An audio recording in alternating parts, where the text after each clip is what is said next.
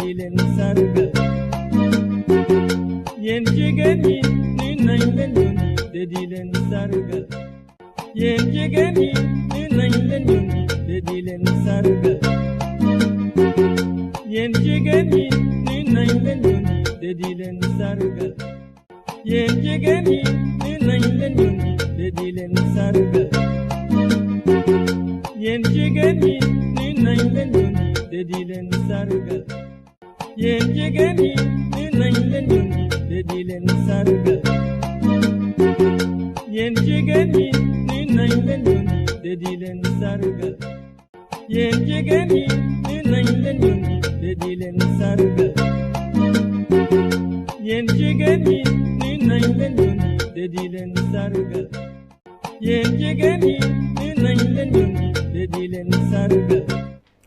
salaamaaleykum bonsoir téléspectateurs Rewmi FM ak auditeur Rewmi TV dal leen jàmm seen émission Espace Jeune tey nag ñu indi leen spécial 8 mars ñu jéggalu un peu ci retard bi débordement bu am depuis ce matin moo empiété ci émission bi donc ñu ngi ciy jéggalu képp kuy téléspectateur ak auditeur ba ci internaute Rewmi FM Rewmi TV ak Rewmi officiel tey nag ñu dalal Elisabeth Dior Dieng cosmétologue fondatrice de la marque Hello Beauty cosmétique Anne-Catherine John moom tamit ci plateau bi ingénieur de formation entrepreneuse dans le domaine de la mode le CEO de la marque Glowax ak Bigué Bob président de l'association sénégalaise de la critique cinématographique moo nekk itam rédactrice en chef du quotidien Enquête ñoom ñu ngi ci plateau bi balaa ñu leen di dalal sama co-animatrice bi ngi fii Awa ma bàyyi la nga nuyu auditeurs yeeg téléspectateurs yi. alors maa ngi lay fay Sylvie di nuyu nos très chers invités tey moom wane nañ ne jigéen ñi ñoo ay vraiment.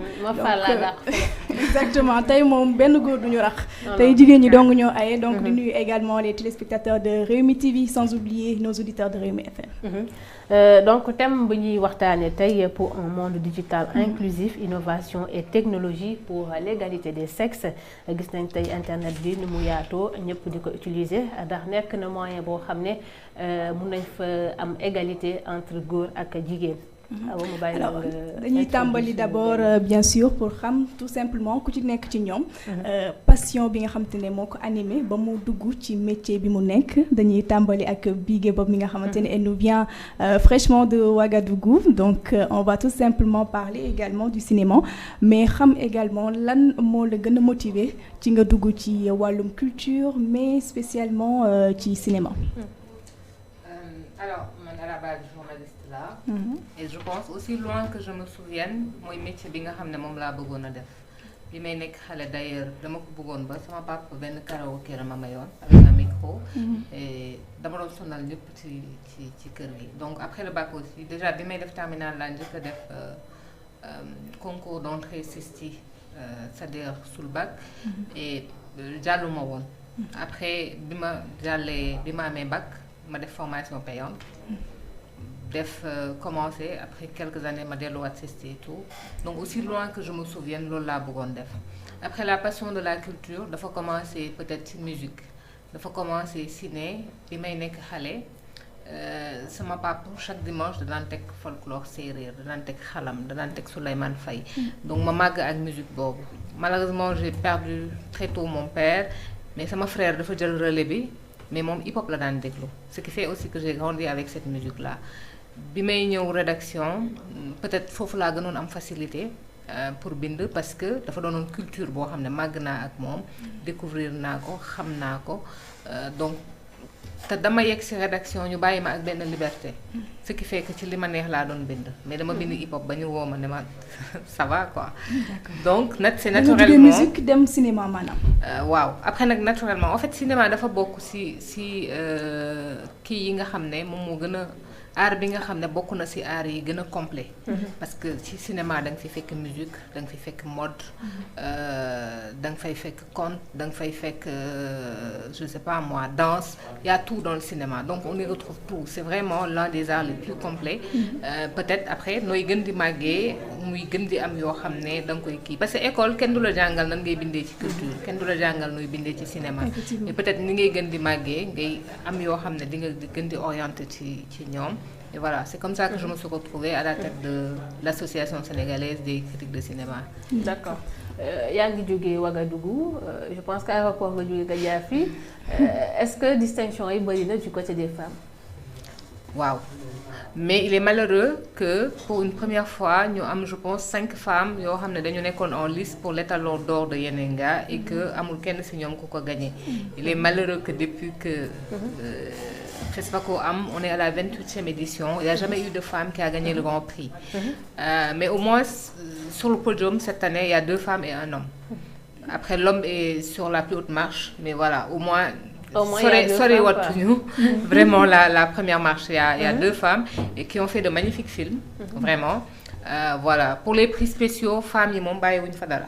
Les prix spéciaux, vraiment, mais pour la compétition officielle aussi, elles ne sont pas en rate parce que amnañu ay prix yu bari et que voilà. J'allais en venir parce que gis nañ quand même ku ñu représenté en tant que femme di ngi Sali Bari nga xamante ne moo joué rôle Awa sama trondo donc mu jël prix meilleure on va dire jeune comédienne ci film bi nga xamante ne mooy Moussa Sène Absa di xale également. Je pense que wane na ne cinéma tamit jigéen am na ci importance bu rëy. Effectivement am na ci importance bu baax a baax elle a gagné le prix Yomowa de la plus jeune comédienne ce qui est très bien. Et que dañuy gis aussi que nu ñu gën di demee jigéen ñi dañu gën di évoluer ci cinéma. Fii nii que Dieu ait pitié de son âme Safi Faye lañ fi amoon. décédé na veille yu FESPACO yal na ko yàlla yërëm xaaree ko aljana.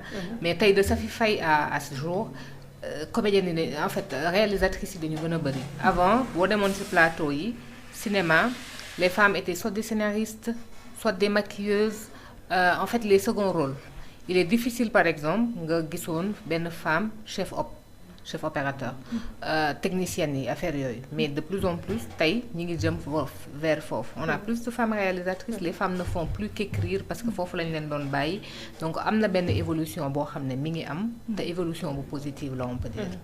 D'accord Bigué yow yaay rédactrice en chef du quotidien Enquête excusez-moi suñu métier bi metti na rawatina nga nekk head chef ci benn rédaction ku ne xam na pression bu ci nekk et tout ce qui est derrière noo ko duddee ci seen rédaction Enquête. Moi je dis tout le temps que quand on me pose cette question-là je sais pas trop quoi répondre parce que j'ai pas senti vraiment problème bu ma am. Peut-être aussi que sama vécu moo tax peut-être j'ai pas eu beaucoup de problèmes. Tout le monde me dit il est très difficile nga nekk presse écrite après nga am yenn poste de responsabilité yi nii mais peut-être man dama jàngee lycée Kennedy laa jàngee fa laa defee sama cycle yëpp. Ce qui a fait peut-être que j'ai tardivement pris conscience de différence entre góor ak jigéen. Benn mag bu góor laa am il n'a pas grandi avec nous il était au Prytanée donc j'étais tout le temps entre femmes ce qui fait peut-être que sentiruma bu baax toutes ces inégalités là. Et que en arrivant à la rédaction je ne me voyais pas comme femme réduite à femme je me voyais comme une personne comme un reporter au même titre gisuma woon comme un journaliste gisuma woon lu góor mën te man mënuma ko doonuma woon tegal sama bopp ay limites parce que voilà sentiruma woon yooyu doon maintenant nag de plus en plus ngay dem am fenn fooy dem dégg ñu lay wax yenn man je n'arrivais même pas à décrypter pire yenn message yi nga xam ne rédaction daan nañ ma ko def je n'arrivais pas à les décrypter. Non mais am na góor yoo xam ne bëgguñu jigéen yu lay jiite. mais plus tard laay découvrir yenn yi par exemple quand je me suis mariée des gens ont commencé à me dire yow de jigéen bu bon na parce que dama doon guddee rédaction parce que ku xam presse écrite xam ne dafa ànd ak guddee. Mais moi je rigolais en leur disant ouais sama jëkkër de jigéen bu bon la takk mais man la nopp en fait je ne voyais pas de mal derrière et c'est maintenant que je me rends compte que peut-être c'est une force mentale parce que am na jigéen yoo xam ne à force ñu leen di wax loolu elles commencent à descendre tôt à ne plus vouloir rester là jusqu'à certaines heures te boo nekkee presse écrite bu fekkee que da nga bëgg a am poste de responsabilité il faut que nga xam que ne da ngay guddee mais su fekkee que ne yow da ngay nekk ci rédaction bi weeru koor nga ne 17h du la fi fekk parce que da nga war a dem defal sa jëkkër ndogg kenn du la mën a def chef de desk parce que mënuloo 17h amul page bu ñuy boucler c'est pas possible. Alors mais comment faire également parce que tamit c'est pas évident d'allier le milieu professionnel ak tamit kër ga ndax jigéen mooy yor kër et on fait un petit coucou à la petite fille qui nous attend là-bas à la maison donc nga yor doom tamit yor njaboot et tout ça nga war a nekk ci presse écrite ku nekk xam na presse écrite nu muy demee dañuy guddee bokkul ak rajo wala télé ak yooyu parfois balaa sax ñuy pare day fekk guddi jot na nga war a ñibbi ñu lay xaar à la maison également comment faire pour allier ces deux-là. Alors man dama màgg ak sama papa teel a gaañu ma gis sama yaay mosul tardé école sama yaay enseignante la woon donc man xawma lu dul liggéey en fait ce qui fait que le travail passe avant chez moi le travail passe avant tout beneen bi mooy j'ai eu la chance ku nekk ak say priorités j'ai eu la chance d'avoir un mari boo xam ne il a compris les choses il a beaucoup plus de temps que moi parce que il est pharmacien ce qu'il fait man bi ma ëmbee toutes mes visites je les ai faites avec mon mari sama doom bu mu juddoo sama jëkkër moo ko yóbbu pour ses vaccinations instant bi école bi moom la ñu gën a xam que man parce que c'est lui qui gère les inscriptions c'est lui qui va aux réunions de compréhension exactement franchement de ce côté-là il y en a beaucoup surtout en presse écrite parce qu'il est arrivé des jours où je suis sortie de la maison à 10h et je suis rentrée à 5h du matin. Alors là, c'est pas évident. C'est pas évident. Je voyais à peine je voyais à peine ma fille. Mais voilà, c'est pas très facile mais c'est faisable. C'est faisable tant que aussi ñu bañ di tekk yenn yi jigéen ñi parce que boo amee jëkkër li ñu lay wax mooy am na ngénte yi ci belle famille il faut ñu comprendre que booy liggéey mënoo dem ngénte wala mariage ay jeudi wala lundi. Il faut aussi que les femmes il faut que les femmes tamit ñu acceptent que ñu mere leen ci loolu. C'est ça. Bul nangu ku la mere ci li nga xam ne mooy sa dëgg yow. Xam nga moi par exemple en tant que rédactrice en chef je ne conçois pas qu'une femme vienne me dire mardi mënuma ñëw parce que sama kër belle famille dafa am ngénte. Non je ne conçois man mënuma joxe permission ci loolu. Je refuse. Parce que man sama doom dama ko daan yóbbu vaccination sax teg ko liggéey si parce que on a toute une journée soo liggéey on va dire c'est une question d'organisation ak question de lan nga bëgg. Il faut se donner les moyens de sa politique. Góor ñi duñu tàggoo pour dem ngénte. Il faut le dire. Duñu tàggoo pour dem mariage. ñoom bu ñuy dem ngénte dañuy xëy suba teel ñu tudd doom bi ku ci nekk mu dem liggéey. ñun nag ñun ñoo fay des di waxtaan di kaa voilà quoi c'est malheureux mais c'est ça. jigéen ñooy sonn kon nag dañuy muñalante defe naa ne am na solo Anne-Catherine dañuy ñëw ci yow rek ci wàllu mode bi également. Alors passion boobu nan la dundee ci yow nan la màggee ci yow également lan moo la ci dugal exactement. D'accord, je vais commencer déjà par Nuyo. Donc, je réponds sous le nom de Anne-Catherine John. De formation, je suis ingénieure en électricité. D'accord. Donc, mode bi, ça vient un peu avant ma formation de base. Donc, j'ai entrepris au niveau de la mode parce que c'est une passion qui m'anime. Donc li nga xam te dama ko yàgg bëgg la. Fête day jot sax ñëpp am yére mu des man. ndax damay des tailleur bëgg a toog. bëgg muy ñëw may gis. bañ ay affaire erreur wala ay défaut yére parce que couture dafa am yoon quoi. te tailleur yi des fois nga bàyyi leen ñu def du n'importe quoi ci sa yére dal na ma parce que loolu ma gën a animé sama dugg ci. Fête jot na ma war a dem mes yére bi pareegul. ma fajaru dem ci tailleur bi fekk tailleur bi laalagul yére bi donc j'ai été obligée toog.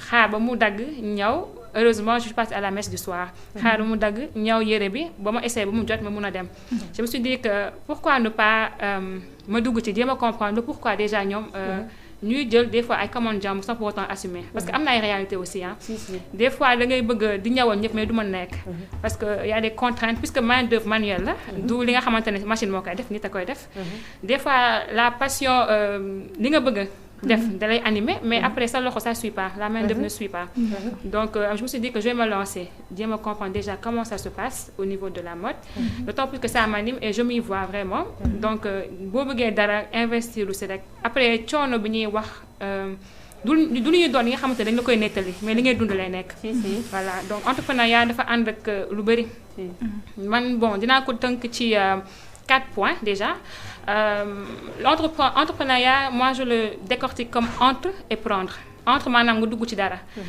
nga dugg ci benn domaine d'activité bi nga xamante ne gis nga sa bopp on ne force pas une personne à entreprendre c'est un truc volontaire donc prendre tu dois avoir une possession de cette activité puisque yaa si dugal sa bopp de façon très libre volontairement waroo toog ñu lay pousse sax pour ne la defal lii yaa ngi entreprendre donc jugal def lii wala jéemal innover au niveau de tel ou tel point. C'est une passion qui t'anime. C'est toi qui dois donner une vie à ce métier. C'est toi qui dois donner une plus-value à ce corps de métier. Donc, premièrement, il faut qu'il y ait de la volonté, comme je dis, du désir de vouloir entreprendre. Ensuite, il faut qu'il y ait de la persévérance. Comme je l'ai évoqué, dafa laaj dal tey parce que tailleur yi am nañ li nga xamante ne c'est propre à eux, c'est un truc global da ngay gis nit ku di xaar yërëm bay jooy parce que fait jot na war na solu mënul solu doo ko sol na xol bu jeex donc il faut nga boo ciy dugg yow mi nga xamante ne yaa bëgg entreprendre ci loolu il faut nga ànd ak dal tey client bu ñëwee sax teg la pression yaa war a xam nooy dalalee nekk intermédiaire entre tailleur bi kay ñëw ak cliente bi yaa war a am leadership bu tax ngay manager les deux volets parce que c'est carrément opposé tey client bi xaalisam la indi bëgg nga ñawal ko yére xamul li ngay daj ci tailleur bi que tailleur bi ñawul aay na aayul et tout c'est à toi de gérer parce que yaa dugg ci loolu donc il va falloir de la persévérance et de la patience donc troisièmement il faut de l'innovation et de la diversité pour se démarquer parce que marché bi concurrence bi dafa bëri donc mënoo di monotone tu peux pas te permettre de faire comme ce que tout le monde fait. Il faut que tu puisses amener... Machallah, tu t'es démarqué, blague à part. Tes créations merci beaucoup. Dañuy góorgóorlu yàgguñu ci marché bi dañuy góorgóorlu rek. Donc il faut de l'innovation et de la diversité. Tey par exemple war nga mën a jël benn tissu par exemple le wax nga am benn wax mu ngi ciy def par exemple 10 modèles. Il faut que tu sois diversifié bañ a jël benn tissu force ko par exemple un seul modèle.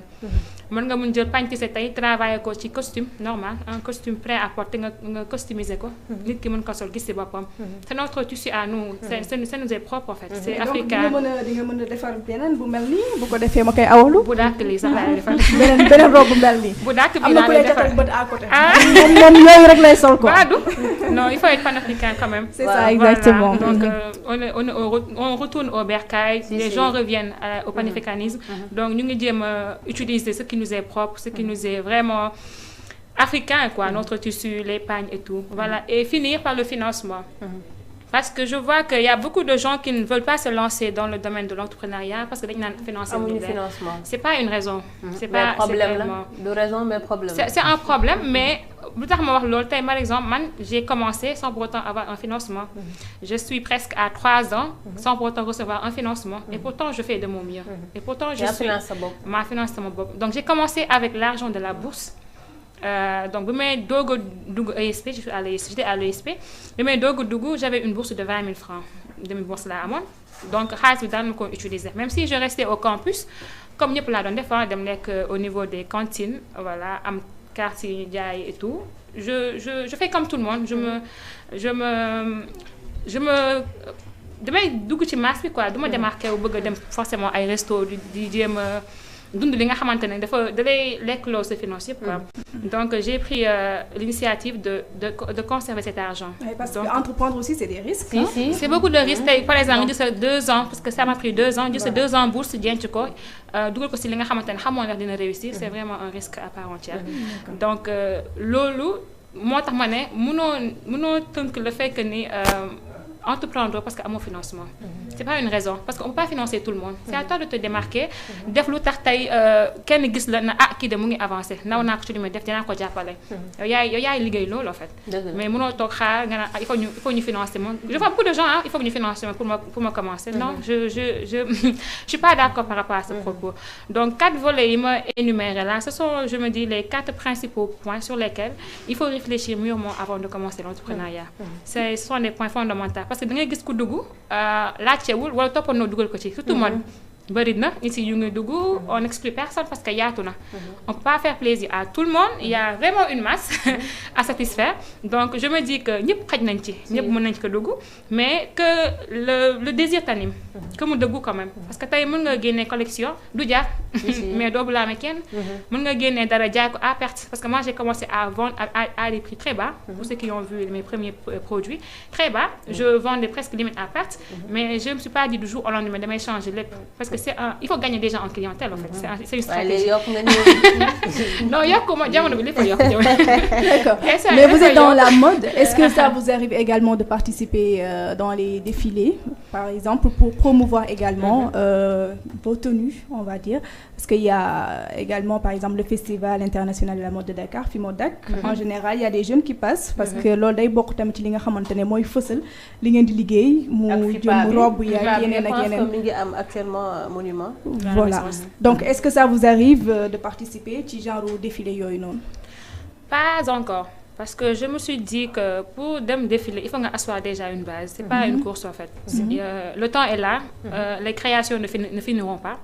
Donc en amont, il va falloir tey yow nga xam loo bëgg, xam fooy jëm, xam li nga xamante ne li nga soxla. Jëm ko asseoir, tu gagnes en clientèle. Parce que tey booy défiler bëgg a woote nit ñëwal la, il va falloir nga am clientèle bu lay ñëwal.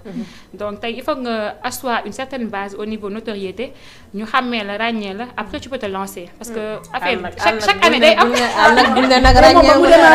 war na commencer yàgg. Non, si, j'ai eu à défiler une fois pour saveur exotique, dafa defoon benn dîner. Mais vous allez voir qu'en retour, il y a une visibilité derrière. Il y aura des personnes qui vont vous solliciter pour mën a xam seen liggéey nan lay demee. ñeneen dinañ mën a def des commandes également. te loolu mooy permettre. Mais bien sûr ma sama bopp laay waxal nii. Moom ngi defoon kaaw. sama bopp laay waxal damay waajal sama bopp après bu ko defee nga bàyyi sa numéro. ma woo la nga may mën di solal les émissions et tout ça. Mais en général pour dire honnêtement, participer dans des défilés, ça va permettre également nga mën a am des contacts et tout ça, et ça va permettre d'évoluer le travail en quelque sorte. Effectivement, que ce soit défilé, que ce soit foire, visibilité les yokkal, ça accroît tout simplement les contacts. Exactement. Ce carnet d'adresse les yok, parce que même fait que dem nga te nit yi jënduñu, mais après tout bi day des quoi. Après nit yi xamoo tout bi fu muy law fu muy egg, donc il y a tout le temps des retombées positives par rapport à ça. D'accord. Mais Anne, sànq yaa ngi koy junj. Lu tax nga choisir Vax? Parce que ay Vax, pagne tissé, suñuy tissu africain. Moom kese ngay travail. Pour lu tax choix boobu. Bon, le nom de Glowax, je vais commencer par ça. Bon, on peut décortiquer ça en deux mots. Le glow, le fun, être on flic, être in quoi. Maintenant, le wax, parce que le wax m'a vu naître. Ma maman, elle est béninoise. Donc, on a grandi en voyant le pagne. Ñun sama yaay comme sama maam kii lañu anango la ñuy sol noonu lañu woddu la grand béninois la voilà wax lañu xam donc on connaît le pagne à la maison donc j'ai commencé par utiliser ce pagne pour promouvoir déjà mettre ko en valeur en fait parce que damay dégg ñu naan wax mënoo ko yóbbu ci xew wala wax dafa simple mais il faut savoir que wax par qualité la tey wax mën na jar 3000 4000 comme wax mën na gën a cher sax benn yére boo jël ñaw ko ba mu jeex ba pare sax mën na gën a cher mën na gën a moins cher que wax. Wax mën na dem ba 100 000 francs wax hollandais parce que boo xoolee les béninois ñag yi désolé du terme si seen dëkk moom la ñuy sol sax seen mariage yi donc c'est un tissu qui est très riche très noble. Donc pour balayer toutes les niveau social te bëgguñu tey nit bu ñëw Glowax naan lii laa am comme budget mën maa solu ci yow. Nit ki loo ak sa doole fu mu munti yemoo comme wax du plus petit au plus grand ku am budget bu faible comme budget bu soutenu bu ñëwee war nañ ko mun defal donc le wax aussi relate cela cette pluralité au niveau des différentes tranches qu'on peut toucher à travers ce tissu africain qui nous est propre. Voilà. D'accord. Anne, vous êtes ingénieur en électricité. di domaine boo xam ne c'est dominé par les hommes. Effectivement. Voilà xam nga li may wax. noo dundee métier bi fi ngay liggéeyee ak nooy def aussi pour allier les deux parce que je pense que yombul. Yombul c'est une affirmation vraiment yombul mais bon le domaine de l'ingénierie domaine bu xaw a métti la à part entière parce que science moo mel noonu science dafa xaw a sis on va dire. mënoo ko booleeg dara. tey boo xoolee ñu nekk ci domaine ingénierie il y a tout le temps des recherches à faire que ce soit informatique que ce soit au niveau de la biologie la science avance la science elle est vraiment véridique soit c'est ça ou c'est pas ça donc c'est pas un truc où da ngay mën a exprimer wu en tâtonnant c'est une science très exacte donc tey j'ai fait une formation en génie électrique je suis sortie ingénieur l'année dernière à l'ESP de Dakar mais ça ne m'empêche pas d'entreprendre parce que man ma doon commencer entreprendre fekk génn moon ESP maa ngi woon 3e année mais doog a entreprendre c'était ma première année en cycle d'ingénieur donc j'ai entrepris tout en sachant les risques tey maa ngi liggéey certes maa ngi allier les deux c'est compliqué parce que tailleur déjà comme je l'ai dit à part entière pour ñu defal li nga bëgg des fois il faut nga toog di superviser. Je le fais la plupart du temps les week-ends. Et je travaille en temps plein au niveau d'un dépôt d'hydrocarbures de la place. Donc, je travaille à temps plein de 8h à 17h. Donc, heure yooyu noonu da leen leer ni mënoo si def dara tu es handicapé par le travail. Et il faut respecter ses engagements parce que liggéey la tey mënoo dugg ci entreprise nga def say demande déposer say CV ñu jël la après nga bëgg a bâcler liggéey bi. Pour après naan liggéey amul. Donc, on le fait à part entière, on le fait correctement et de façon noble. C'est une science qui avance. Mais en parallèle, on est en train aussi de trouver des moyens, des alternatives pour asseoir des choses qui d'où empêcher l'entrepreneuriat. Parce que dit entreprendre, dit prendre des risques, prendre des initiatives. Donc, je me dis que volonté avec la laaj. Volonté le désir la laaj. C'est beau bëggee dara coono bi dalay wàcc. duñ leen siis foofu rek. Parce que am na yenn domaine yoo xam ne jigéen bu ci duggee dañ lay xoolee. dañuy xoolee bët naa ne kii xaw a bët. Non ça bon fi ma nekk en tout cas non. Ce sont des gens vraiment accueillants. Je suis la seule femme au niveau de parti boobu déjà. Mais taxul ñu tuuti ma si wala ñu may xeeb wala déjà maa fa gën a tuuti. xeebuñu ma si tuuti luñu ma si vraiment wàccewuñu ma tamit xeebuñu sama connaissance. dama siy jàng tamit parce que ñu ma mag laa fa fekk. Expérience du day. maa ngi doog a dugg ci milieu bi mais warul tax tey may ñëw di leen jaay ni jóge naa école wala am naa telle compétence di jéem a voilà di rëy ci kenn kaw en fait. milieu boo nekkee ci milieu bi nga xamante ne dafa bëri góor comme jigéen wala milieu bu bees. mieux vaut nga rabaisser wu jàng il y a tout le temps des choses à apprendre. D'accord. Voilà. Alors donc bien sûr dañuy ñëw rek ci Elisabeth Georgia n'est-ce pas donc yaa ngi ci milieu cosmétique bi on parle de digital donc je pense qu'à travers la digitalisation également dina leen permettre yéen ngeen mën a fësal aussi seen produit mais avant ça nga ñëw ci li nga xamante ne moo la poussé ba nga dugg ci milieu cosmétique. Bien sûr alors tout d'abord damay nuyoo di nuyu suñu brave dame yi ñëw fii tey di souhaiter aussi bonne fête de la femme à tout le monde. di nuyu aussi ñu ñuy seetaan ak ñu ñuy déglu. Alors man maa ngi tudd Elisabeth Georgia nekk di entreprendre ci cosmétique di def cosmétique naturelle. mu doon passion ci man mu doon loo xam ne li ma ciy dugal doon na passion en même temps doonoon na ay problèmes de peau yoo xam ne tout le temps dama ko doon tàmm di am voilà loolu moo tax ma dugg ci cosmétique. expliquer ñu un peu yow li ngay produit yi ngay def yaa koy ngay wala c'est des produits yoo xam ne da nga koy importer. Voilà alors tout d'abord produit yu may defar yu may jaay man maa koy defar. Voilà tout d'abord man formulatrice la. def naa suivre naa formation en cosmétique. Je suis formulatrice de produits cosmétiques. En même temps je suis maîtresse savonnière. Voilà am naa diplôme en saponification. Voilà loolu doon na passion cosmétique doon na passion ci man.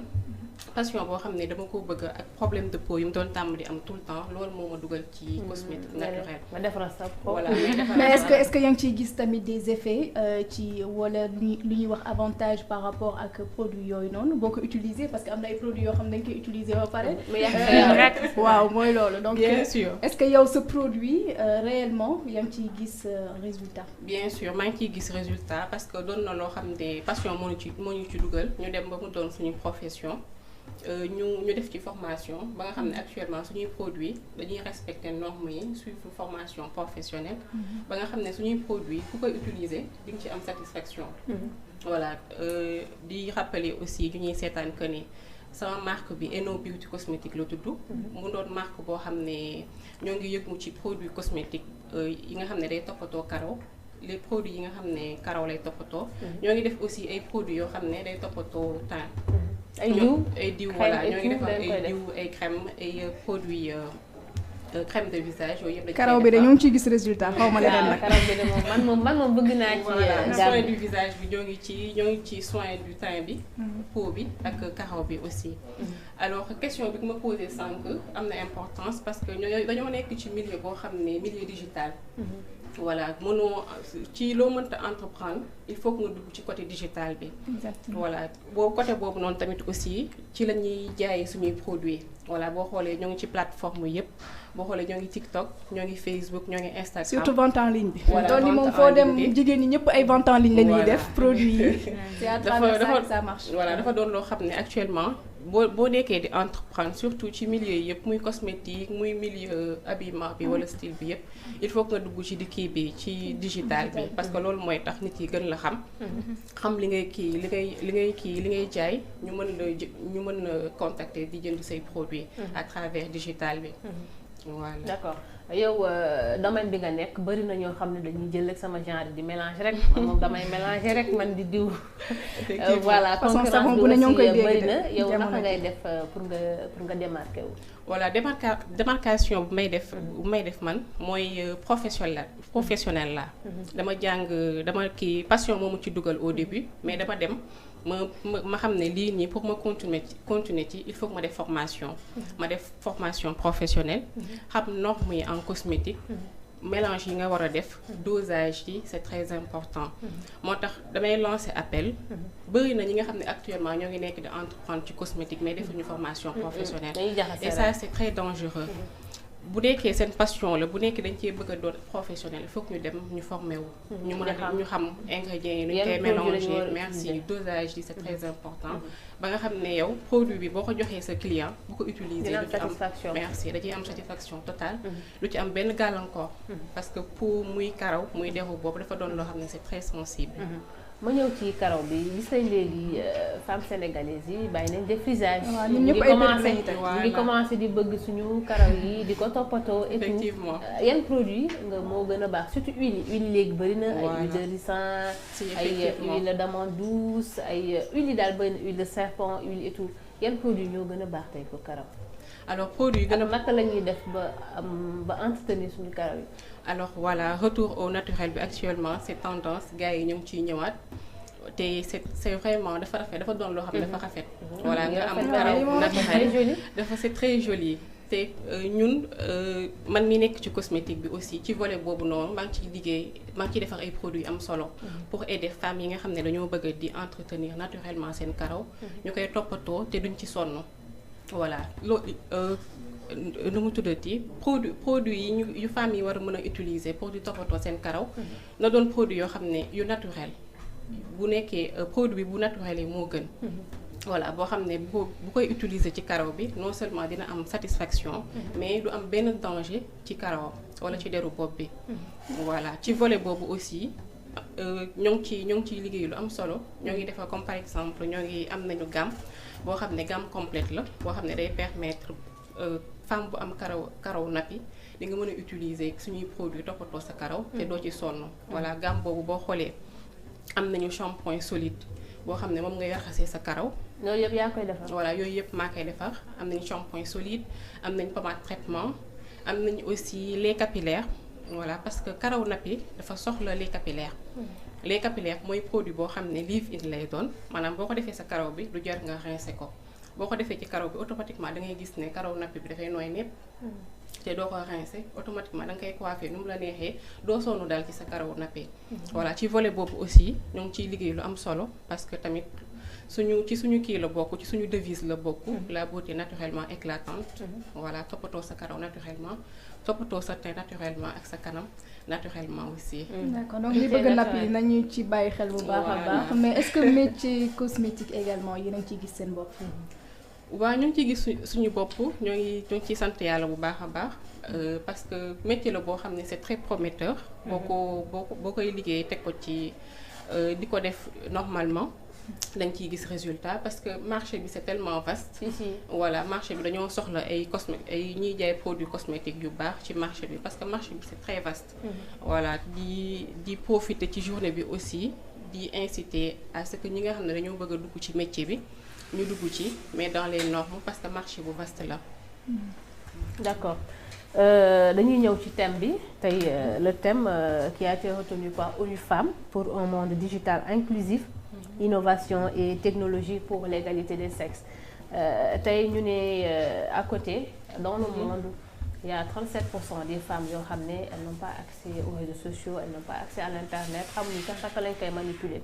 te pourtant tey jigéen ñi bokk nañ ci ñi nga xam ne ñoom ñooy développer le secteur économique surtout fi Sénégal ku ne xam na ni mu demee donc tey ngeen foog ne bu ñu dooleeloon jigéen yooyu tey ba ñu am accès ci internet suñu économie mënul gën a dem bii gis yow laay commencer parce que bari na tey ñi nga xam ne ñu ngi def ay film yoo xam ne jaarul ci benn télé mais mi ngi jaar ci ay YouTube ak yeneen plateforme bëri na du ma citer pour ne pas faire de publicité tey naka nga jàpp ni tey nan lañu war a doole les femmes bi tey ñoom ñëpp ñu mën a am accès à l'internet pour mën a développer suñu économie. Alors je pense que déjà am na ay initiatives yu ñu teg. Je pense pour ne pas citer am na benn opérateur télécom boo xam ne tous les ans am na benn concours digital pour les femmes entrepreneurs. Et c'est pour ñi nga xam ne vraiment am nañu ay idées innovantes et que loo xam ne la mën na dimbali jigéen ñi ci économie. ñu def ko je pense que ça c'est une belle initiative qui permet aux femmes vraiment ñu gën a am accès ci internet bi. Parce que sànq maa ngi xool benn article boo xam ne ce qu'on dit c'est que 85% des entreprises numériques au Sénégal sont dirigées par des hommes et qu'il y a que 15% qui sont dirigées par des femmes en termes d'entreprises numériques. Déjà loolu rek problème la. Ça c'est une étude de 2021. loolu rek problème la mais il faut voir pourquoi les femmes n'ont pas accès au numérique. Ban chance lañu leen may da ngay gis ne même dans le monde femmes yi nga xam ne dañu am vraiment dañuy diriger de grosses entreprises kenn xamul leen qui connaît ici CEO bu YouTube on n'en parle pas, c'est une femme et pourtant tout le monde connaît celui qui a créé aujourd'hui Facebook. ñëpp xam nañ ko. Qu'est-ce qu'il a de plus méritant que cette femme-là? Mais son nom ñëpp xam nañ ko. Mais kan moo xam ki nekk ci ginnaaw YouTube tey. IBM a été dirigé de 2012 à 2020 par une femme, personne ne la connaît. duñu leen donc ça c'est même pas un problème boo xam ne juste africain ou sénégalais ou accès parce que aujourd'hui dans le monde tu peux pas dire par exemple mënuloo dem États-Unis nga ne femmes yooyu noonu amuñu accès à internet donc inégalité bi c'est au-delà de cela on met plus les hommes en avant qu'on ne met les femmes et pourquoi ils le font parce que ba tey jii nii bu ñu yaakaar ne problème yi ñu am ni ci jigéen ak góor ñun kese la Afrique rek nga koy fekk wala Sénégal rek nga koy fekk les femmes qui sont ailleurs ont aussi d'autres problèmes peut-être sous d'autres angles mais ñun ñëpp ñoo ko bokk tey nag Sénégal gis naa que ne internet am na ay opportunités yu muy may jigéen yi dans le monde des médias bi nga xam ne ñun ci la ñu ne beaucoup de femmes ont pu créer mettre en place des plateformes dédiées aux femmes on a Warha TV ainsi que des sites des sites d'information c'est ça en fait il y a InfoL mise en place par une femme et c'est pour parler des problèmes de femmes. Il y a lescommères.com ou .sn, je ne sais plus, mise en place aussi par 2 journalistes femmes. Donc pour man plateforme yooyu noonu yëpp tey ñoom bu fekkee ne parce que dañu gis que ne traitement médiatique bi li ñuy jox femmes yi bëriwul. Quand on parle des femmes dans les médias c'est en termes de faits divers. Il faut vraiment que ñu def lu bon ñu rey leen ñu violer leen que ñu mettre ko à la une. Alors que, par exemple, quand une femme gagne un grand prix, les médias n'en parlent pas. te genre plateforme yooyu moom moo koy permettre mais genre plateforme yooyu tam moom mooy tax que ne problème mu jigéen ñi dañ koy waxtaanee ci angle bi gën pas angle bi nga xam ne moom la ñu société bi bëgg a gisee. Parce que généralement on convoque des plateaux on dit qu'on va parler de femmes mais on fait plus le procès des femmes qu'on ne parle des problèmes des femmes. Et ça c'est problématique. Donc tey internet moo may jigéen yooyu noonu ñu mën a jéem a changer la donne. jéem a jox jigéen yi place bi nga xam ne moom moo war da ngay jël journal gis ñuy def benn analyse bi mën nañu woo 3-4 experts yëpp ay experts la on parle pas aux expertes et pourtant elles ont leur place mais tey avec des plateformes comme ça dédiées aux femmes war nañu gën a mën a développer tey dans le cinéma par exemple je veux dire on va parler de séries. Il y a une maison de production dirigée par une femme, Calistasi, et qui fait de bonnes choses. De Yaï 2.0, entre autres séries qu'elle a eu à produire ici au Sénégal. Elle a produit Yaï 2.0. Mais elle trace son chemin. Elle a une chaîne YouTube. Elle a la chance qu'une télévision puisse acheter cela. Mais elle est en train de se battre comme elle peut. Mais je pense que c'est pas parce qu'elle est femme que moi il y a un problème. Les hommes dans le milieu de la production ont peut-être les mêmes problèmes. Mais le digital leur permet aujourd'hui de pouvoir gagner encore des sous. Parce que taï bo amé chaîne YouTube bo xamné c'est très bien suivi. Am ben nombre de followers YouTube dina la fay. Nga mëna rentabiliser quelque part.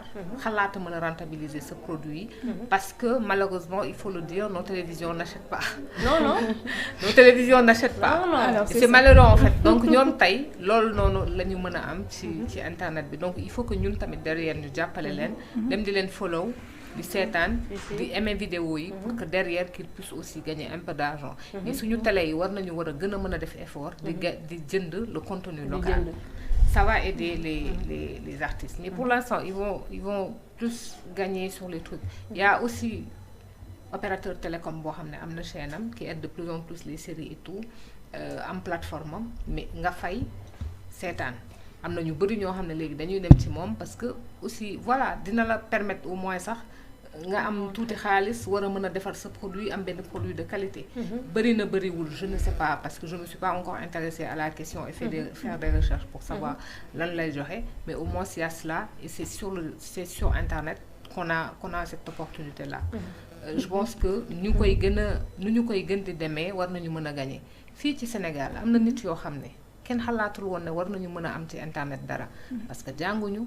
Exactement. mais tey ñu ngi jàmb seeni saabu di ko jaay baax na wala baaxul TikTok may na leen benn notoriété boo xam ne visibilité benn télé mënul leen ko woon a may elles ont su peut-être à un moment bien utiliser TikTok mais après fan lay dem c'est ça le problème aussi peut-être parce que après waaw gis nañ que ne ay écart dina am affaire yooyu mais au moins ça permet de plus en plus à des gens de pouvoir vendre leurs produits et de se faire connaître combien d'entre nous ont découvert des marques ici sur TikTok. da ngay toog fii nii sax xam benn di suivre benn styliste boo xam ne Côte d'Ivoire la nekk parce que TikTok nga ko gis. un de ces jours tu te poses là-bas wala moom mu war a ñëw Dakar. jaay si nga dem jënd. donc dinañ ko di gën di am le problème nag mooy femme bi nga xam ne tey mi ngi Diofior où j'habite. di jaay defaraat dugubam am si ay produits céréaliers war ko jaayaat.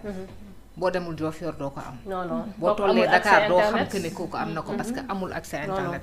donc loolu noonu tamit c'est war nañu ko war a mën a kii mais ça c'est lié à la fracture numérique. il faut que ñu def ci ay jéego gën ko defaraat gën a permettre nit yi ñu accéder ci parce que internet maye na yoo xam ne nga jàng nga ñàkk a jàng war nga ci mën a jaay et ça c'est déjà très bien. yëpp ko war a mën a utiliser. du ku deful étude rek war a mën a utiliser internet. et puis d'autant plus que yaa ngi doon wax léegi vente en ligne yi et tout ça fan la ñu koy defee fu dul ci TikTok yi. te foofu mooy tax ñu mën a promouvoir seen produit. te sànq bi nga koy wax les séries également ainsi que court métrage ak long métrage yi ñuy def mais dafay bëri ñoo xamante ne exactement donc dafay bëri des jeunes réalisateurs des jeunes réalisatrices yoo xamante ne dañuy yor seen produit mais malheureusement visibilité bi ci war tamit amuñu ko mooy li nga wax rek ci télé yeeg yooyu nga xamante ne ñoom ñoo war a également assister ñi nga xamante ne ñooy réalisateurs yi waaye tamit jàppale leen ñu mën a fësal seen produit mais nga foog ne sensibilisation bi war tamit est-ce que am na ci surtout jigéen ñi nga xamante ne parfois ñu nekk ci région yeeg yooyu seen visibilité bi ñu war ci wàllu mi tamit internet est-ce que jaaduwul ñu sensibiliser leen ba nga xamante ne ñoom itam dinañ mën a xam lan la ñu mën a def wala fan la ñu war a mën a jaar pour fësal seen bopp yi tamit. en fait je pense que oui sensibilisation parce que loolu jarul sax ñuy dem milieu rural parce que ñi nga xam ne ñi ngi nekk fii nii sax ñenn ci jaaykat yi nga xam ne ñi ngi utiliser internet xamuñu forcément c'est pas juste mettre du contenu parce que boo ko jàngee di nga xam que ne par exemple yow tey bu fekkee ne da nga doon chargé de communication am na étude yoo xam ne da nga koy def bu fekkee ne yaa ngi def ay publication sur Facebook il faut que nga intéressé wu à loolu kañ la sa public di gën a suivre kañ la ñuy gën a xool ban heure la ba nga xam ne da ngay xam ban heure nga war a mën a poster pour mën a jaay yenn yi ki nga xam ne moom derrière jaay rek la amul lenn loo xam ne mi ngi koy xool ci ginnaaw c'est pas beaucoup trop son problème man tey je me demande am na yenn femmes yoo xam ne dañuy passer toute la journée sur TikTok à faire des lives je me demande est-ce que duñu sonn ba nga xam ne des fois dañuy sax jaawale sphère privée ak sphère publique bi en fait parce que à tout moment elles sont exposées dañuy wax ba nga xam ne des fois li lay gagneloo clientèle moo lay perdre loo clientèle da ngay gis toute la journée ñu nekk ci friperie yi di jaay loolu moom moo nekk revers bi je pense que oui elles devraient être sensibilisées quant à l'utilisation te du ñoom rek parce que am na ñoo xam ne jàng nañ sax te xamuñu bon usage u internet lan la donc loolu noonu ñun ñëpp ñoo ko war a jàng en réalité internet lan la ñu mën a andil par contre am na ñeneen ñoo xam ne tey li ñuy dégg ci internet rek mooy li nga xam ne moo bon li ñuy dégg ci réseaux sociaux yi mooy li nga xam ne moo bon ba nga xam ne ñoom seen bopp dañu koy ragal donc soxla nañu éducation ñun ñooñu ñëpp dañu soxla vraiment c'est pas parce que da nga am benn bac+5 ou que da nga doon cadre tel que amuloo pour ñu éduquer la ci nan orienter le utiliser surtout. internet. Tout le monde a besoin d'être éduqué sur l'utilisation des TIC parce que am na revers dafa am lu baax lu ci ne lu ñu war a mën a jël mais am na loo xam ne tamit voilà. c'est négatif mën na la yàqal. te loolu mooy def tey nga gis kenn ñu follow ko bu subaa ñëpp unfollow ko.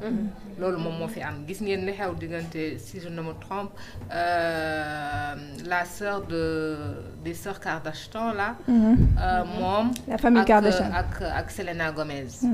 sur internet elle s'est un peu moquée de poids wam parce que kooku noonu fi mu toll nii dafa feebar di naan ay garab.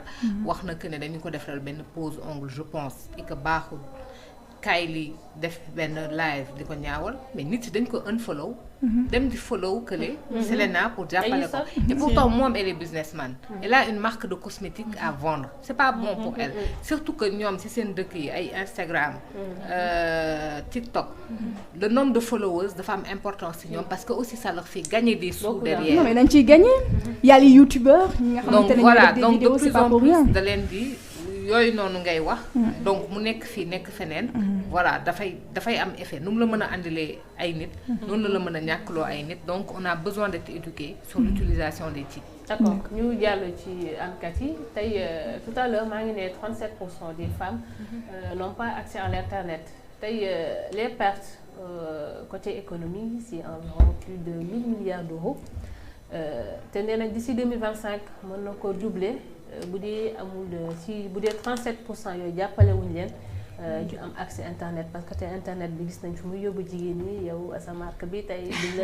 tey bu ma la xamee mën naa ne c'est grâce aux réseaux sociaux donc nga partage ñu sa ak sa expérience réseaux sociaux yi fu mu la yóbbu. D'accord bon déjà moi j'ai eu à commencer en plein Covid te ku wax Covid xam ni mobilité amul woon heure boobu donc les gens étaient chez eux heure boobu nga gis ñëpp inauguré seen marque au niveau des réseaux. le seul moyen c'est les réseaux sociaux. seul moyen parce que mënoo woon génn la maladie était dehors da ngay ragal génn ñu contaminé la après c'était compliqué donc tout était au niveau des réseaux tout le monde était interconnecté mën nga dugal benn story wala dugal benn contenu en moins d'une heure mais tu as vraiment des vues yi nga xamante ne doo ko xalaat en fait parce que tout le monde était scotché que ce soit cours yi que ce soit li nga waroon def yépp même fournisseurs yi di jënd ak jaay fournisseurs yi dañu doon envoyer ay images soo paree yow nga jël statut ku bëgg mu commander livre dem jëli tu ne touches même pas au produit en tant que tel donc période bi nga xamante ne beaucoup de personnes ont eu à faire un essor tax na ñu bëri démarqué wu parce que c'était un flow bi dafa bëri woon parce que y a beaucoup de personnes connectées nit yi tamit gis nañ ci seen bopp bu baax man foofu laa commencé désolé keneen ak keneen tam foofu lañu commencé donc mën naa wax ni un point fort la pour samay début déjà après côté pour en venir au niveau du sujet la digitalisation inclusive moi il y a une problématique qui se pose parce que précurseurs ou informatique je pense que ce sont des femmes jigéen ñoo commencé domaine boobu noonu tey bu ñu doxee ba ñu ñëwaat ci jamono boo xamante ne ñu ngi ñaax jigéen ñi pour ñu delluwaat ci domaine boobu alors que ñoom ñoo ko créé il y a un gap qui s'est créé am na lu tax ñu tey ñu jógee ci on na genre ku créé dara ba ñëw nekk une utilisatrice bañ a gestu lu jëm ci affaire de programmation wala jëm ci affaire de technologie donc moi je me suis dit que y a forcément des raisons donc j'ai eu à cibler quelques d'abord je me suis dit les mariages précoces c'est un point phare bu tax beaucoup jigéen ñu bari xaw a am recul par rapport à ça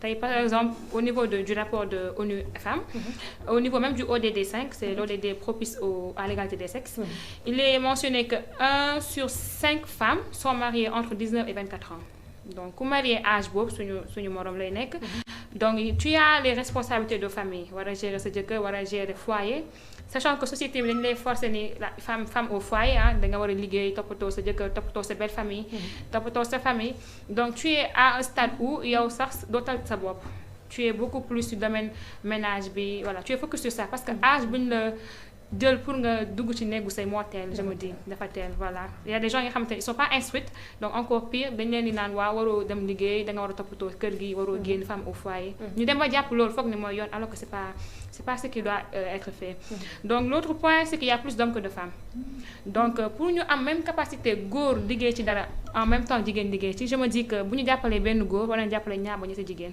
pour que égalité des sexes bi nga xamante ne ñu ngi koy prôné ñu mën fa egg.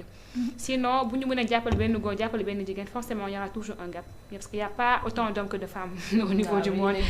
Voilà donc après au niveau éducation numérique comme Bigué l'a tantôt dit nous n'avions pas beaucoup d'éducation numérique que ce soit pour instruire jàng am kii. Peut-être ñu nekk ci domaine informatique bi wala nekk ci domaine science ils auront à peut-être effleurer cela parce que di nga def ay recherches di nga impliqué wu par rapport à ça mais beaucoup ne sont pas tournés vers le net peut-être day am benn affaire bu bees ñëpp dugg ci comme genre TikTok génn na am na contenu vidéo ñëpp duggal contenu sans pourtant même comprendre l'algorithme parce que réseaux sociaux bu nekk am na nu muy doxee donc le fait de comprendre le fond peut nous aider à avoir un maximum de cibles donc pour finir par une stabilité mentale c'est une raison pourquoi une stabilité mentale tey nit ki boo waree programmer l'ayant expérimenté même su fekkee bëriwul programmation àndul ak distraction tey da nga war a focus parce que benn point virgule boo remplace ak benn virgule da lay defal erreur nga nekk fa di wër erreur bi sa xel bu dalul nga war a am ay priorités yi nga war a gérer au niveau du foyer sa côté financièrement social demeewul noonu doo mën concentrer par exemple benn journée entière da ngay coder doo ko tal war ngaa da ngay dugg sa réseaux sociaux yi des fois pour def telle ou telle chose sachant que yaa ngi am peut-être benn livre bu ndaw à côté bi nga nar a kii donc va falloir manager le temps sensibiliser pour manager le temps monétiser les certaines heures tey organisation rek la laaj mën nga am toute une journée nga war def ay corvées y a pas de souci mais boo amoon benn 30 minutes mën nga dugg ci réseaux sociaux yi am na kuy jaay nga statut bëgg na tu récupères et tu vends tu mets ta marge tu gagnes en fait.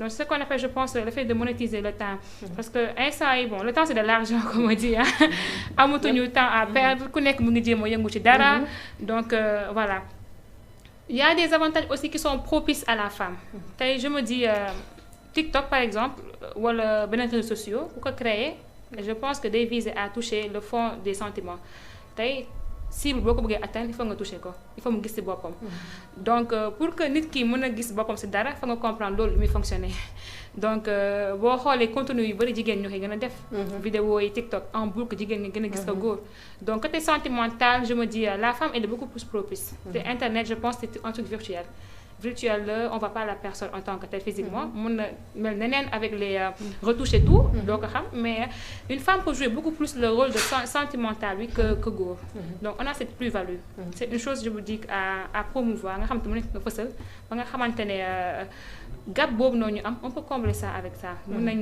gérer ay contenu côté digital instruire gestu côté community manager par exemple xool contenu parce que voilà am nañ ouverture d'esprit boobu te je me dis que c'est pas un truc compliqué nit yi mën nañ ci juste bàyyi xel après sensibiliser aux besoins il y a des métiers qui se créent avec le digital on est à une ère numérique 21e siècle bi c'est l'ère de la digitalisation tout est numérique tout est voilà au niveau technologie donc boo ci amul aspect bu la ci yeewul rek après doo ànd ak jamono. dëgg la doo ànd ak jamono. yow daa mel ni yow yaa ngi gis sa bopp ci réseaux sociaux jarul sama la koy laaj. alors wax nga ko léegi nee nga tout est numérique te bëri na tamit yoo xamante ne jot nañ koo développer te ay jigéen ci boppam. ñoom ñoo développer des logiciels ainsi que des sites. alors est-ce que yéen tamit yéen a ngi détailler seen liggéey maanaam lu jëm ci wàllu mode di ko def ci site yi également pour plus de visibilité. Effectivement on est au niveau de tous les réseaux que ce soit TikTok, Facebook, Instagram, même LinkedIn, même si c'est professionnel. Mais nous y sommes, ça dépend du contenu. Ni ngay manager contenu bi rek mooy changer d'un réseau à un autre. TikTok tey visibilité bi c'est beaucoup plus focus sur vidéo. LinkedIn c'est pas le cas. Tu rends un truc beaucoup plus visible à travers les sociétés. Il va falloir créer un contenu, voilà, un contenu propice. Mais pour am yéen seen propre site je veux dire. On a notre site à nous. Voilà, avec votre marque et tout. Effectivement, on a notre site à nous. On n'a pas encore déployé. On est au niveau de la ñu ngi conceptualiser, le site est prêt, on est en train de mettre les produits. On va bientôt véhiculer l'information par rapport au lancement. C'est très très bientôt. Donc voilà, gëstu nañ ko ci chargé de com est juste à côté. Ah Badou. ñu jàll rapidement heure bi léegi mu jot ci Elie. Oui, Elie tey yow réseaux sociaux yi fan la yóbbu ak question boo xam ne bëggoon naa defaat tour de table bu ci xajee. tey jigéen ñi ñoom ñoo gën a présente sur les réseaux sociaux mais est-ce que aussi bii nga junj na ko sànq yenn contenu aussi lu ñu war a ñaawlu la parce que c'est pas du lépp lu nice la jigéen ñi di publier surtout TikTok. alors dañoo nekk ci ère boo xam ne ère digitale la surtout contenu yi jigéen ñi ñoo koy gën a def man damay lancer message jigéen ñi lu ñuy def ci internet bi dañ ko war a xool parce que internet dafa doon loo xam ne loo ci dugal fii lay des surtout au niveau de TikTok du dem dogguma la sax bu yàgg gis naa benn vidéo koo xam ne dañoo dem ñaani ko mais ba ñu xoolee vidéo TikTok ak bi ñu ñëwoon ñaan si ko dañoo jug ñibbi effectivement internet dafa doon loo xam ne mën nañ ci liggéey lu bëri dans le bon sens au fait dañoo wax di former wu au fait marketing digital baa ngi fii dañoo wax di former wu comme ça nga ñu mën a xam voilà nga mën a xam ni ngay utiliser réseaux sociaux yi nga mën di ci def sa commerce di ci jaay dans les normes doo déraper moo tax formation bi c'est très très important képp ku bëgg a jaay ci internet bi il faut que nga former wu en marketing digital ak yeneen ni kii formation lu jëm ci internet bi c'est très très important parce que dañoo nekk ère boo xam ne soo bëggee jaay moom il faut que nga nekk ci réseaux sociaux yi moo raw télé rajo yi merci non mais mënuñoo xaar télé yeeg rajo yi sax bu fekkee ne da ngay obligé fay xaalis démarche derrière voilà pour ñu defal publicité da day cher te pour un début day xaw a compliqué ça fait que réseaux sociaux yi la ñu am pour mën a véhiculer suñuy produits di véhiculer message yoo xam ne dina mën a jëriñ ñeneen ñi c'est très très important maanaam luñ ci mën a def de côté positif bëri na alors que ñuy utiliser internet bi ci côté boobu noonu lañ ko war a utiliser surtout au niveau maa ngi gis soo xoola ci niveau TikTok bi actuellement yenn Sénégalais yi nuñ ciy defee loo xam ne dafay ñaaw au fait ba ñëpp di ko déplorer c'est vraiment dommage mën nañ ci def loo xam ne vraiment dina jëriñ askan wi yëpp nga xam ne monde bi yëpp dinañ xam ne Sénégal dañuy lu ñuy def ci TikTok bi c'est kii na baax na et tout mais am na ñoo xam ne vraiment ñoo ngi ciy liggéey loo xam ne c'est vraiment déplorable. côté aspect négatif bi voilà aspect négatif bi. voilà juste nit yi gën a xam ne internet dañ ko war a utiliser positivement. di ci publier loo xam ne dafa war a jëriñ askan wi ñu bàyyi lépp loo xam ne côté négatif la. ñu bañ ko di ko def ci internet bi. mën nañu yóbbu sori en tout cas voilà. Bigué ma ñëwaat si yow rapidement une minute rek nga tënk ko mooy lu mu wax rek aspect négatif surtout jigéen ñi ne ñoo ci gën a fës ay vidéo obscènes yi nga xam ne ñu koy publier surtout ci TikTok bi loolu la di wax. alors surtout l'accessibilité des filles elle a une fille également boo xamante ne xale bi sob boo xamante ne day dugg TikTok mais en fait voilà day dugg fépp man par exemple tey bu fekkee ne yaay nga da nga am doom il faut que sa doom ni muy utiliser tablette am nga encadrer ko man sama doom amul TikTok amul Snapchat ça c'est un choix ça c'est important sa d'ailleurs tablette il l'utilise pendant le week-end donc man dinaa encadrer même en termes de dessin animé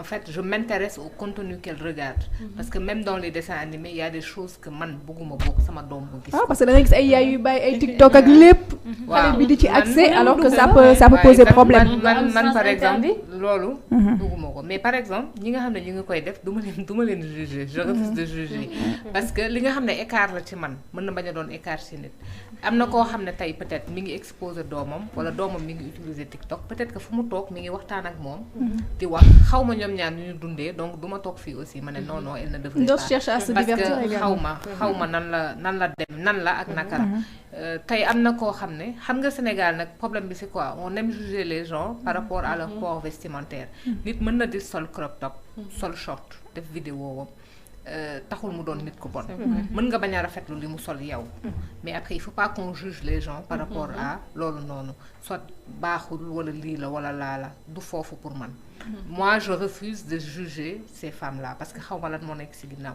am na nit boo xam ne tey internet moom divertissement rek la ciy ut kaf fooree li muy def peut-être rombul sax ak moom buntu néegam mais foofu lay gisee plaisir am xamuñu derrière ban charge psychologique moo nekk ci moom peut-être que ne moment boobu rek mooy moment de divertissement am jeex na donc moi je refuse en fait de juger ces femmes-là mais nag dans internet comme on dit il y a du bon et il y a du mauvais à nous de ku ci nekk nga jéem a xool lan nga ciy ut man pour man bu ñuy ñëw sur les réseaux ku nekk ak li muy ut y a des gens yoo xam ne dañuy ñëw pour reetaan comme man kaf ree ruube moo leen fa yóbbu lu leen di reetaan la fu ñu romb comédie waaw mais am na ñoo xam ne da nga gis contenu boo xam ne ñoom da leen di énerver tey parce que bëgguñu loolu.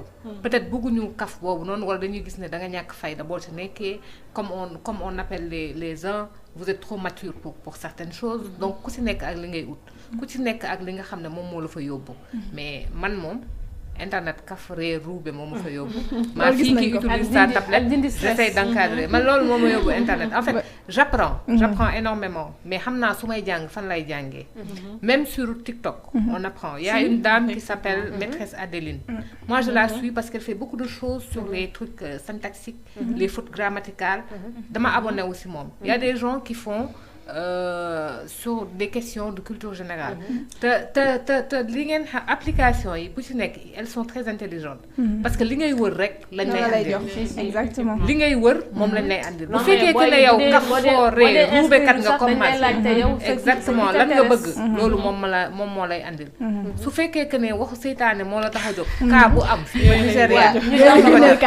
comprendre nga bu fekkee da ngay wër cas comme man. cas bi bu dee Nigéria sax di nga jot ci cas yi en fait bu fekkee que ne da nga ñëw pour jàng contenu bu am ci jàng TikTok alxuraan sax mi ngi fa. mais pour te montrer que am na ay aspect positif comme am na aspect négatif parce que tey jii ça dépend ci li nga bëgg donc. bu dee yow da nga bëgg lu bon moom di nga fa gis lu bon. bu bëggee lu baax tamit di nga fa gis lu baax. moteur de recherche la. religion bi sax da ngay améliorer wu moom lañ lay andil. tey booy wër jàng ñu andil la jàng. bu dee ne ay xasida la ñu andil religion bi sax tu arrives à améliorer ta religion. saaru alxuraan la ñu andil la ko. dañ lay tegal alxuraan bu fekkee que ne ay surat la yu ñu en fait ay kii yu ñu la yoo bëgg a jàng. bëgg nga ko en fait bu fekkee ci application bi loolu ngay rechercher loolu lañ lay gën a andil. mais su fekkee que ne da ngaa dugg di wër Janabuli lan la jotee ak waa Cameroun ba ñu koy xas ba mu jógee fa dem Côte d'Ivoire. mais bu subaa kaa ba ca Nigéria dañ la koy andil. en tout cas nooy jullee sax ak alxuraan bi lépp di nga ko xam incha allah. heure bi jot na côté aspect côté négatif bi surtout ci jigéen ñi à chaque fois dérive bu amee ce sont les femmes. yow loolu leen di wax. man je me dis c'est juste conscientiser. parce que ñàkk xam rek mooy indi yóbbu nit yi ci yenn points yi. parce que nit ki bu xamee lu mu mën a am ce que ça peut lui apporter de gagner comme bénéfice wala plus-value en utilisant réseaux sociaux yooyu nga xamante ne mu ngi ciy divertir wala mu ngi ciy def li nga xamante ne ñu ngi ko ci laam-laamee ëllëg. je me dis que dina ko wàññi en fait su ko bàyyiwul parce que tamit y a des gens yoo xamante ne c'est ça leur routine dañuy créer ay contenu peut-être mu ñàng tey mais mu ngi leen di may visibilité. parce que quoi qu'on puisse dire la plupart du temps les gens qui ont beaucoup plus d'audience beaucoup plus de visibilité mooy ñi nga xamante ne ñi ngi def li nga xam lu intéressé wu ñu bëri genre divertissement la wala def li nga xamante ne ay cas la comme elle a dit tantôt wala def li nga xamante ne problématique lay indi en fait voilà juste pour éveiller conscience yi mais on peut apprendre ku bëgg a jàng di nga jàng moteur de recherche la comme Google donc la plateforme quand on l'a élaboré algorithme am na lu mu définir li nga bëgg la lay indi tey boo buggee benn cas comme elle l'a dit cas boobu la lay indilaat encore suba style boobu boo duggee ci lu jëm ci jàngu comment même TikTok fonctionne da la koy indi tey soo indi beneen approche bi nga xamante ne mën na la intéresser. TikTok est très intelligent. très intelligent je pense que après Google soriw ko donc il faut juste conscientiser éveiller les gens sur peut-être yeewuñu ci yenn point wala dañu koy def peut-être malgré parce que y a aussi ça y a des ku nekk ak sa problématique ak sa contexte bi ngay dund et tout ça peut jouer aussi en faveur ou bien en défaveur de tes propos wala de tes actes aussi. Voilà. D'accord. Soo amul question ñu tàggatoo rek. On a fait 1 heure de temps. de rien. lu neex du doy. lu neex du doy comme man damay tàggatoo rek donc di jaajëfal suñu téléspectateurs yi ak téléspectatrices yi également mais surtout suñu invité yu yanj yi nga xamante ne ñëw nañ toog vraiment. fësal wone ne tey jigéen ñi ñoo aye donc di leen remercier et di wax rek bonne fête à toutes les femmes. Eli. waa di tàggatoo di remercier ñu doon seetaan man damay remercier ñi may jàppale ci sama liggéey di remercier samay clientèle nga xam ne depuis le début ñoo ngi jàpp di ma encourager di vraiment di kontaan ci liggéey bi may def alors di leen remercier bu baax a baax di leen souhaiter bonne fête de la femme di remercier tout le monde rek di leen remercier yéen ci invitation bi kontaan naa ci trop. D'accord Bigué. alors maa ngi leen di remercier bu baax ci invitation bi ma sànni leen xeer ñu bàyyi bonne fête bi tey c'est vraiment la journée pour faire le point sur les luttes menées par les femmes dañu toog ñu xalaataat fan nañu toll ci li nga xam ne moom la ñuy wut ci li nga xam ne tey xañ nañ ñu ko alors que war nañu ko am c'est important qu'on fasse ce point là. Merci beaucoup, merci de l'invitation vraiment. Voilà, je vais rebondir sur le mot parler. Moi, journée bataille, c'est bien beau de souhaiter bonne fête, mais aussi il va falloir conscientiser sur l'idéologie même de cette journée. Parce que c'est la journée des droits de la femme. Il va falloir aussi, comme l'on voit, yee jigéen ñi sur des choses yi nga xamante ne peut-être am nañ ci wàccuwaay. war nañ leen ci wax li nga xamante ne moomee nañ ko mais dañ leen ci bàyyi ci biir rafet parce que gëstuñu ñu jiital góor yi jigéen ñi waxuñu ne garaawul comme jigéen la amul problème. Donc continuer à sensibiliser et beaucoup plus pour côté digital bi mieux valoriser l'entrepreneuriat féminin. Parce que bëriwuñu mais ñi entreprendre côté jigéen donc fësal ko doonul lu yomb mais mooy tax tey égalité des sexes bu ñuy prôné ñu mën cee egg. Voilà va falloir promouvoir tout cela. En l'occurrence de la femme. Merci beaucoup mesdames man maa leen di remercier c'est pas évident tey déjà dama déborde tey vraiment di jégaluwaat rek pour loolu di gërëm bu baax Elisabeth Dior Dieng ak cosmétologue borom Eno Beauty cosmétique Anne-Catherine John borom Glowax ak la présidente de l'association sénégalaise de la critique cinématographique critique cinéma mi ngi am ba léegi. ak critique littéraire amatul de il y a d'ailleurs une fédération africaine des critiques de cinéma. Il faudrait juste suivre. Je vous rassure. En tout cas ñu leen di gërëm bu baax. yow it ma lay remercier ci co-animation bi di gërëm Malick Faye ak Bachir Cissé ñu nekk ci régie bi mbokk yi di leen jox dig daje mercredi prochain. yéen jigéen ñi nañ leen yónni te di leen sargal. yéen jigéen ñi nañ leen yónni te di leen sargal. yéen jigéen ñi nañ leen yónni te di leen sargal. yéen jigéen ñi nañ leen yónni te di leen sargal. yéen jigéen ñi nañ leen yónni te di leen sargal.